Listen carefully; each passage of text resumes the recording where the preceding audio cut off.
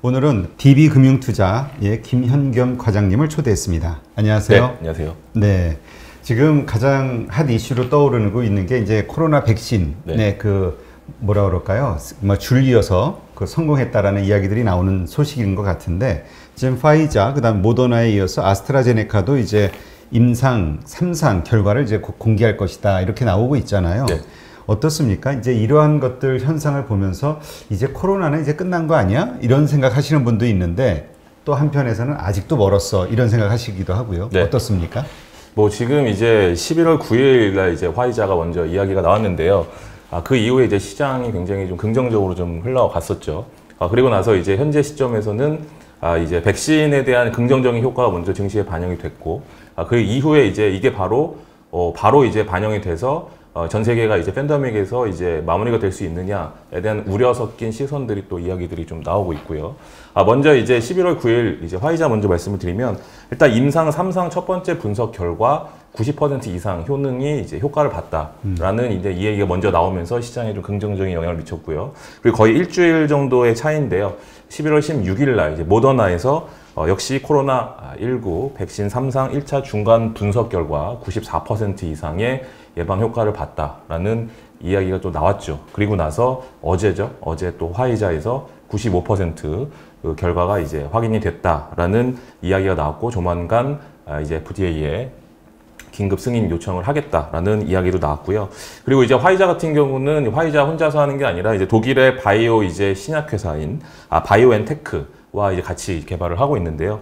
여기 CEO가 이제 20일 이제 어제 CNN 인터뷰에서 이제 바로 수준의 이제 임상 결과 백신 긴급 사용을 위한 서류를 제출할 거라는 좀도 얘기가 있었어요. 근데도 불구하고 미국 시장은 여기에 이제 추가로 반응하지는 않았습니다.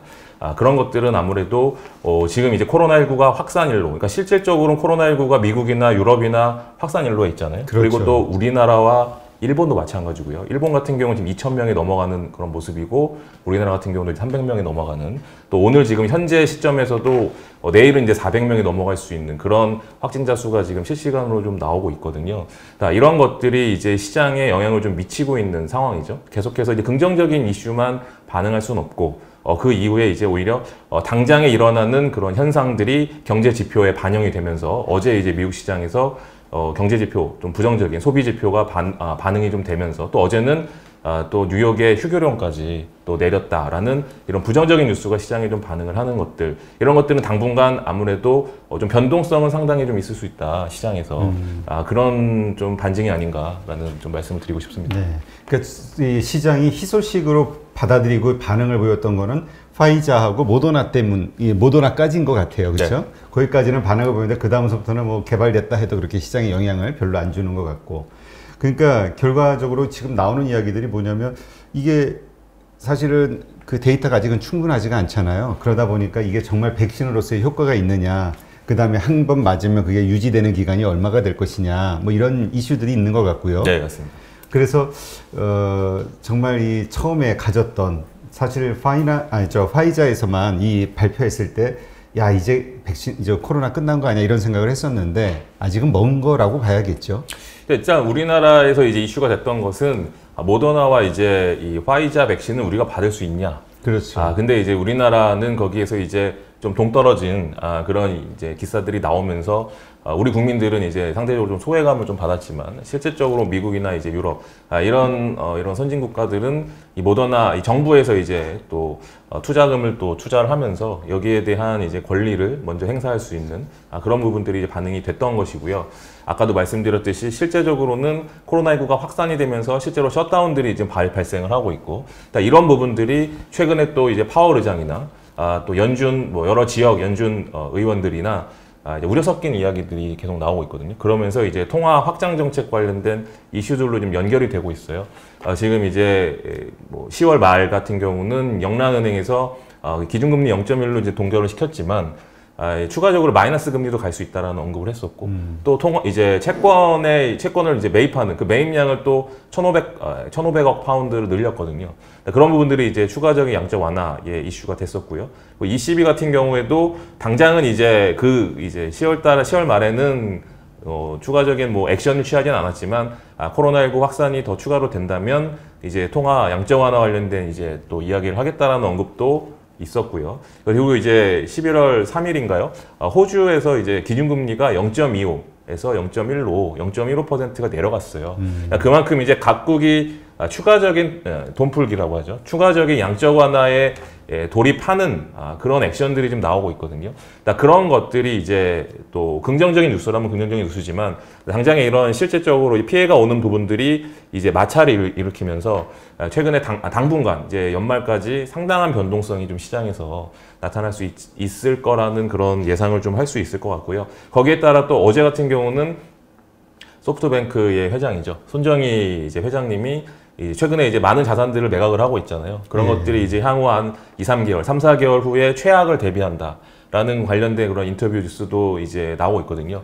그만큼 이제 지금은 아직은 좀 시장, 우리 전 세계가 좀 불안한 상황이다라고 좀 말씀드릴 수 있을 것 같아요. 그러니까 손정희 회장 같은 경우는 실물 경제인이니까 그 자기가 액션을 취한다라는 건 그만큼 확신이 있고 그 뭔가 걱정되는 부분이 있으니까 이제 미리 액션을 취하는 거잖아요. 자산을 매각해서 현금을 보유하는.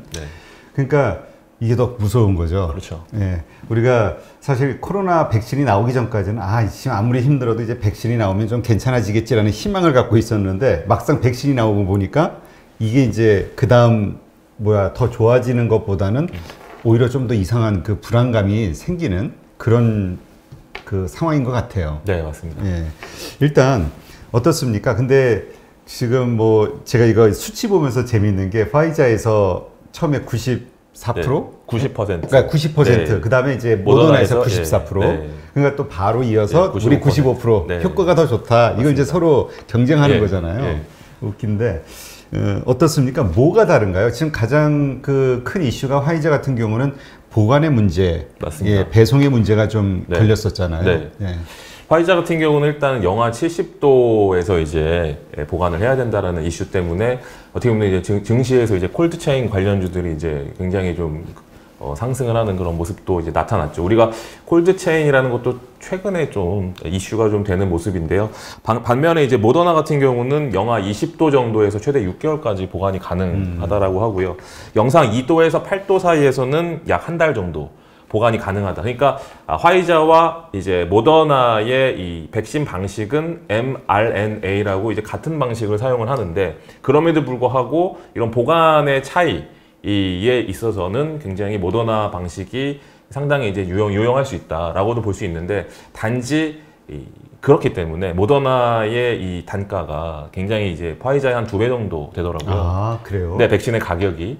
그래서 또 그런 데에 따른 또 이제 또 차이가 좀 나타날 수 있고요. 그래서 이제 보관이 어렵지만 이제 백신 가격은 좀 저렴하다. 근데 이제 이동이 힘들다라는 관점에서는 또 비용이 많이 드는 거니까. 그러니까 그 가격에는, 백신 가격에는 지금 배송 비용이 포함된 건 아닌 거죠? 그거까지는 제가 잘 확인이 이제 안 된 상황이지만 네, 일단은 지금까지 나타난 것은 그런 차이가 좀 있지 않나 볼 수 있을 것 같습니다. 그러니까 어떤 경제성 면에서는 오히려 화이자께 더 낫다 이런 이야기네요. 근데 지금 그동안 제일 유명했던 것 중에 하나가 이 아스트라제네카. 맞습니다. 근데 드디어 이제 여기도 이제 결과를 발표하겠다 이렇게 얘기했나 보죠? 이 아스트라제네카가 우리나라에서 더 유명했던 이유는 이제 우리나라 이제 SK케미칼의 자회사가 이제 위탁 생산을 한다라는 이야기를 하면서 SK케미칼 주가가 10만 원 아래에서 이제 40만 원대까지 주가가 레벨업이 됐었죠. 그래서 이제 우리나라에서 좀 더 아스트라제네카가 이제 유명했던 거고 또 노바백스도 마찬가지고요. 이 노바백스 것도 이제 SK케미칼의 자회사가 이제 위탁 생산, CMO 생산을 하겠다라는 이야기가 나와서 이제 우리나라에서는 그만큼 좀 유명해졌던 그런 상황으로 생각이 되는데요. 일단 말씀하시는 것처럼 아스트라제네카도 역시 임상 3상 결과를 이제 빠르면 수일 내, 늦어도 수주일 내, 그러니까 연내 안에는 3상 관련된 이제 발표를 하겠다라는 이야기는 했어요. 그래서 어떤 발표가 있을지는 뭐 지켜봐야 되겠지만 그 부분이 이제 우리나라에서 좀 더 유명해진 이유는 그런 이제 CMO를 우리나라가 한다라는 이야기는 어떻게 보면은 최근에 화이자와 모더나 거는 우리가 이제 어떻게 보면은 좀 후순위로 밀렸잖아요. 그 부분에 있어서 이제 아무래도 우리나라에서 생산하면 또 우리도 이제 좀 받을 수 있지 않을까라는 기대감이 좀 작용한 것이 아닌가 또 그런 생각을 할 수 있을 것 같아요. 거의 저 유럽 쪽에서 다 선주문을 끝내놓은 상황인 것 같더라고요. 네. 그런데 이 백신 가지고는 이제는 부족한 거 아니냐. 이제 이 막상 백신이 나오니까 이 백신 가지고는 안 돼. 이 코로나 상황을 잡기는 좀 어려운 거 아니야? 네. 이제는 치료제가 필요한 거 아니야? 뭐 이런 얘기도 있더라고요. 맞습니다. 그 치료제 부분 같은 경우도 지금 이제 1라12에서 이미 치료제가 나왔죠. 네, 그 치료제는 이제 경증에서 중증으로 가는 걸 좀 막아주는 효과가 있다라는 관점에서 이제 이 부분이 지금 치료제가 나왔고, 또 우리나라 같은 경우도 지금 셀트리온에서 연말 안에 이제 이상을 좀 마무리를 하고 긴급 이제 승인을 좀 받으려고 하는 그 부분들이 있어요. 이것은 이제 항체 치료제인데요. 그래서 이 항체 치료제가 효과가 굉장히 좋다. 서정지 회장님이 계속 몇 번에 걸쳐서 얘기를 했었죠. 그래서 이 부분을 우리나라 정부에서도 굉장히 신뢰를 하고 있는 것 같아요. 그래서 이제 뭐 백신도 중요하지만 실질적으로 퇴치를 하기 위해서는 치료제의 필요성이 좀 더 이제 어떻게 보면 클 수도 있는 부분이 있기 때문에 백신도 우리나라에서 하는 기업이 있죠. 뭐 제넥신을 중심으로 한 이제 이 컨소시엄이 지금 하고 있는데요. 연내 임상 1상을 마무리를 하고 이제 내년 초에 2, 3상을 동시에 진행을 하겠다. 그래서 내년 여름이나 가을 정도에는 출시를 할 수 있게 만들겠다라는 얘기도 했었어요. 근데 그만큼 백신의 이 차이는 우리나라가 좀 뒤처져 있는 상황이지만 치료제 같은 경우는 셀트리온이라는 이런 어떻게 보면 글로벌적인 이 제약사 바이오 회사가 그만큼 빨리 진입을 하면서 이번에 결과물까지 좀 낼 수 있는 그런 모양새가 좀 나오다 보니까 또 그런 부분에 우리나라는 좀 더 기대하고 있는 거 아닌가 그런 판단을 좀 하고 있습니다. 네. 지금 보니까 전 세계적으로 지금 몇백 개의 그 백신이 제약회사에서 지금 개발이 되고 있더라고요. 네. 그러니까 이 얘기는 뭐냐면, 빨리 효과적인 그 백신을 개발한 상위 뭐 한 10여 개에서 한 뭐 20개, 네. 요 안팎의 기업들만 네. 뭔가 생산적인 어떤 그런 뭐랄까 그 효과를 발휘하지 네. 그 나머지는 전부 사장되거나 아니면은 네. 뭐 그 엄청난 비용이 들어가잖아요. 개발 네, 비용이 맞습니다. 못 뽑을 수 있는 네. 예, 손해 볼 수 있는 그런 상황인 것 같더라고요. 아무래도 이 코로나19라는 게 어쨌든 바이러스로 인해서 전이가 되는 부분이기 때문에 이게 퇴치가 된다기보다는 우리 독감 백신이나 이런 것처럼 이제 관리를 할 수 있는 이제 우리가 사망까지 가지 않고 그 전에 이제 관리를 할 수 있는 부분으로 넘어가는 개념이라서 그렇다 보면은 이제 백신이 어느 한 회사의 독점에서 할 수 있는 부분은 아닌 것 같고요. 좀 시차는 있더라도 어쨌든 개발이 돼서 그것이 이제 백신을 맞았을 때 효과 같은 게 또 차이가 있을 거고 또 가격의 차이 여러 가지의 이제 나중에 경쟁력에 있어서 이제 살아남는 기업들과 그렇지 않은 기업들로 분명히 나눌 건데 아까 말씀드렸듯이 우리나라 같은 경우는 제넥신이라는 회사가 지금 하고 있고 근데 제넥신의 또 강점은 뭐냐면 가격이 굉장히 저렴하고 그리고 이 바이러스가 변종이 막 나오잖아요. 그렇죠. 이 변종까지 잡을 수 있다라고 자신하고 있는 게 제넥신이에요. 그래서 그 부분은 지금 모더나나 어떻게 보면 화이자보다도 좀 더 늦지만 더 확실한 기술이라는 걸 표명을 하고 있기 때문에 그 부분이 사실이라면 굉장한 경쟁력이 있지 않을까라고 또 기대를 할 수 있을 것 같습니다. 네. 그러니까 어쨌건 이제 백신이 현실화가 됐기 때문에 그리고 이제 줄줄이 나올 거기 때문에 이제 백신은 더 이상 시장이 어떤 변수가 되지는 않을 것 같아요. 네. 상수로 치고. 그럼 이제 앞으로 시장이 어떻게 흘러갈 것인가. 더군다나 그 손정희 회장 같은 경우는 좀 끔찍한 네. 그 뭐라 그래 예언이라고 하긴 좀 그렇고 네. 그 뭐라고 할까요? 전망을 했잖아요. 네. 네. 엄청난 2, 3개월 안에 일이 있을 것이다. 나는 미리 자산을 준비하고 있다. 현금을. 어떻게 우리가 이 상황을 받아들이고 투자 전략을 짜야 될까요? 뭐 이것을 보시는 분들도 아시겠지만 사실상 실물 경제와 지금 돌아가고 있는 이 자본시장의 괴리가 점점 커지고 있죠. 그러니까 일단은 이 실물 경제를 막기 위해서 돈을 이제 통화를 많이 풀고 재정 정책으로 이제 우리나라 같은 경우도 역시 이제 인당 지원금을 이제 해주는 것처럼 지금 미국에서도 그런 상황이고 또 추가적인 이제 또 지원을 하기 위한 그런 액션들에 대한 이야기들이 나오고 있잖아요. 근데 실제적으로 이 사람들이 이동이 적어지고 그래서 실물이 굉장히 어려져서 통화를 풀었는데 그 돈이 실물로 지금은 당장 갈 수 없는 상황인 거예요. 아무래도 이 코로나가 종식이 되지 않았기 때문에 그래서 그 돈이 오히려 부동산이나 주식시장이나 이런 자산시장으로 좀 쏠림 현상이 좀 과도하게 나타나면서 이것이 이제 올해 주식시장 또 부동산이 올라간 또 이유기도 하죠. 우리나라에서 뭐 부동산이 뭐 여러 가지 뭐 임대법, 이 임대 3법 때문에 지금 뭐 부동산이 올라간다라는 이야기도 맞는 이야기지만 실질적으로 원천을 찾아보면 이 전 세계에서 푸는 돈의 힘, 이 힘 때문에 지금 자산시장이 움직인다고 봐야 되거든요.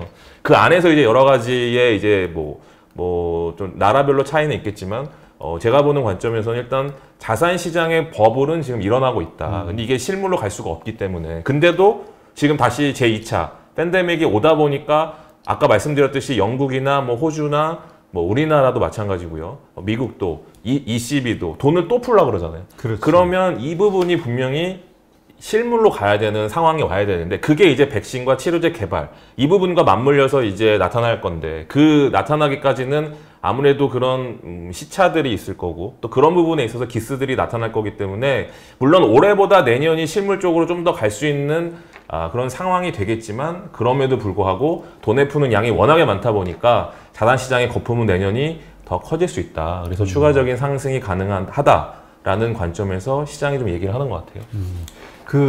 그래도 그게 좀 마음에 걸리는데 조금 전에 얘기했던 손정희 회장. 네.